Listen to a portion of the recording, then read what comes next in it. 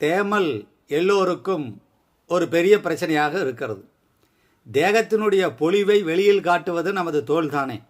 அந்த தோலில் இருக்கக்கூடிய அழகை குறைப்பதிலே நமக்கு எதிரியாக இருப்பது தேமல் தான். அந்த தேமலை போக்குவதற்கு இன்று ஆங்கில மருந்துகளெல்லாம் பல்வேறு மருந்துகளை சொன்னாலும் கூட நமது பாட்டிமார் ஒரு வைத்தியத்தை சொல்லி வைத்து விட்டு போயிருக்கிறார். ஆடு தீண்டா பாலைன்னு ஒன்று இருக்குது.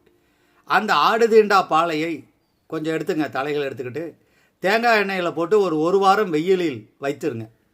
அந்த சூட்டிலே ஆடு தீண்டா பாலை தன்னுடைய சக்தியை எண்ணெயில் கலந்துவிடும்.